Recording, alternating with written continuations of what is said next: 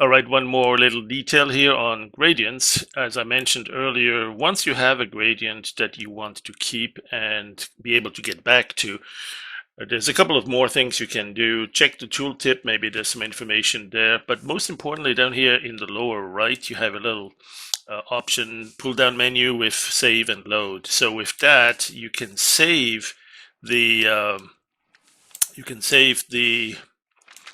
the gradient. I have it already here, shiny.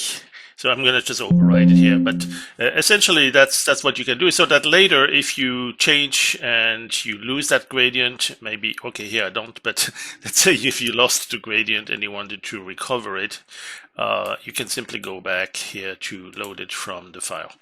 And in fact, here it will have a whole bunch of gradients that you may have saved.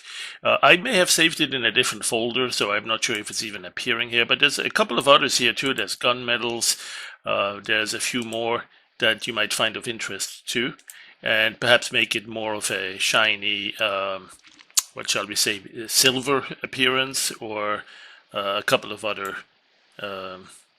colorations. So let's, in fact, let's see if we can move that, the one I just saved, to a different location. I think it needs to be simply in the, let's see, where's my gradients, sweep, there it is.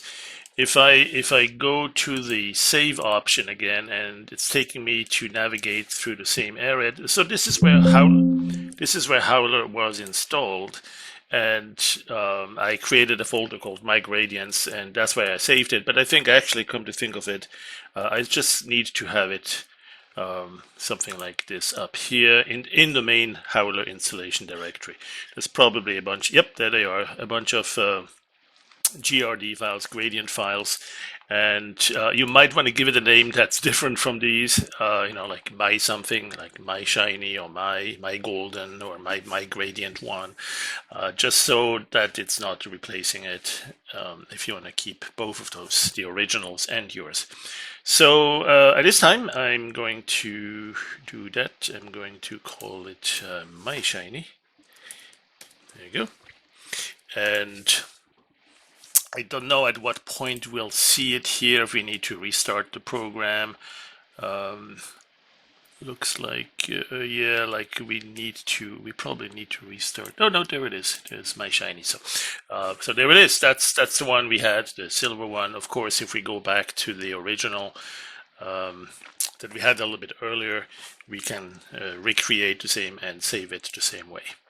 And there are, of course, a couple of other ways to deal with this. You don't have to copy an existing gradient. You can also quite easily recreate something similar, right? If you're looking at the picture and you can see here's the gradients, there's the gradient editor.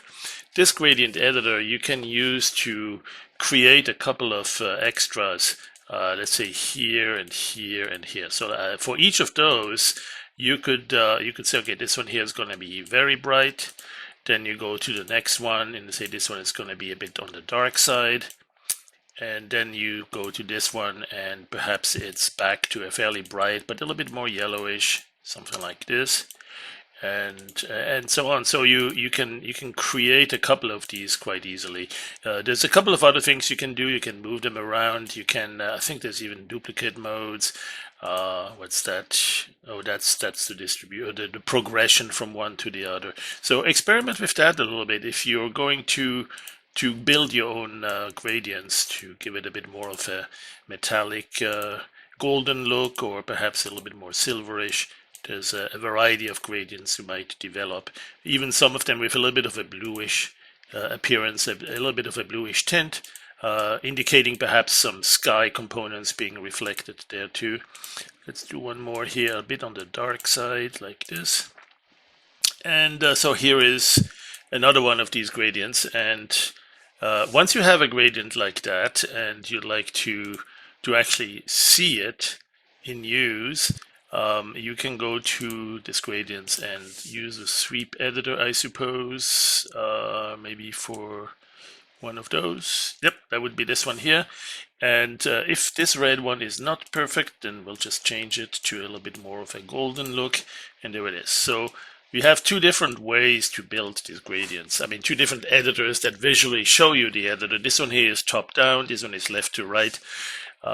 And you can also flip it around. And more importantly, you can use that and you can save that again into a file so that you can use it later on.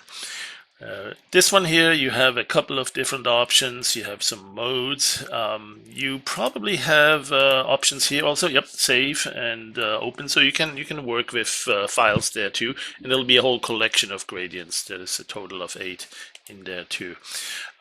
So let's see what that looks like. If we go back to where's our height map or normal map there, this one here. If we take this, and this is the current map, the current gradient, and we'll go to the filter, color, map to current. So now we have, and I currently have an animation, by the way, so no, I'm not gonna do that. But anyway, you see here now you have the a different map display, and maybe we change this around and try again. Maybe we go to color from here on, so it's sort of a cumulative effect, or we say no, let's actually shine, let's go back to this level and color. So there's so many different ways you can create these effects, and of course let's not forget that we may want to turn the background to a plain black in the end, or some other color, but certainly I have this one here. I could say subtract. This one here, I could subtract it, or this one here with a little blurry, I think. I could subtract it, and so that will turn the background dark. Let's see, what else could we possibly want to do? Well, of course, always a little bit more on the photographic filter effects, like light diffusion. That's quite commonly something that adds a little bit more to that shiny appearance. We are in additive mode here. There's a couple of others you may want to try and experiment with. How far or how strong that distribution is. So you can see very subtle changes here. Dark diffusion, light diffusion. This is the precise. You might want to try with the approximative mode. Approximate, not approximative. The level of diffusion, the radius or distance of that. All of these things work together to create the exact effect you're looking for. And of course, let's not forget the other type of gradients, which is sort of the lens flares. There's even the simpler ones for Nova, but I really like the lens flares. I would recommend you go poke around in that area as well. There are some lens flares that do a lot of reflections, some of them a little bit less, and they are also highly customizable, so you can do a lot more if you take a look at what else you find in there for extra options. So, but for example, if I take this one, you can put perhaps one over here, a couple of different places, right? And soon enough you get that very shiny look there. All right, well, thanks for this additional session, and we'll talk to you soon.